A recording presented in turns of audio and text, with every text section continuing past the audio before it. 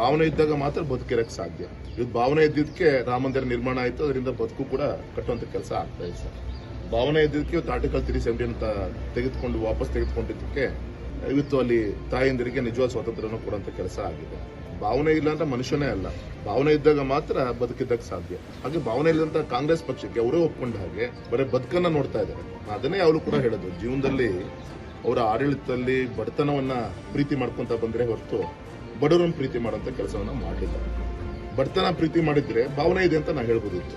ಹಾಗಾಗಿ ಬಡವರಾಗೇ ಇರಬೇಕು, ನಾವು ಹೇಳಿ ಜಾಗದಲ್ಲಿ ಹೆಬ್ಬೆಟ್ಟನ್ನ ಒತ್ತಬೇಕು, ಆಡಳಿತವನ್ನ ಮಾಡಬೇಕು, ಗೌರವಂತ ಅಂಬೇಡ್ಕರ್ ಜಿಯವರ ಭಾವಚಿತ್ರನ ಇಟ್ಕೊಂಡು ದೇಶವನ್ನ ನಡೆಸಿಕೊಂಡು ಬಂದ್ರು. ಇವತ್ತು ಜನ ಇವತ್ತು ಭಾವನೆ ಇಲ್ಲದಂತ ಈ ಒಂದು ಕಾಂಗ್ರೆಸ್ಗೆ, ಬದುಕಿನ ಬಗ್ಗೆನೂ ಕೂಡ ಗೊತ್ತಿಲ್ಲದಂತ ಕಾಂಗ್ರೆಸ್ ಪಕ್ಷಕ್ಕೆ, ಇಂದಿರಾ ಗಾಂಧಿ ಅವರ ಕಾಲದಲ್ಲಿ 2/3 ಮೆಜಾರಿಟಿ ಇದ್ದಂತ ಕಾಂಗ್ರೆಸ್ ಪಕ್ಷಕ್ಕೆ ಇವತ್ತು ಲೋಕಸಭೆಯಲ್ಲಿ ಅಧಿಕೃತವಂತ ವಿರೋಧ ಪಕ್ಷದ ನಾಯಕನ ಸ್ಥಾನ ಕೂಡ ಕಳ್ಕೊಳ್ಳುವಂತ ದುಸ್ಥಿತಿ ಬಂದಿದೆ ಅಂದ್ರೆ ಇವರಿಗೆ ಭಾವನೆ ಮತ್ತು ಬದುಕು ಎರಡೂ ಕೂಡ ಇಲ್ಲಕ್ಕೆ ಇವತ್ತು ಈ ಸ್ಥಿತಿ ಬಂದಿದೆ ಅಂತ ನಾನು ಹೇಳ್ತೀನಿ.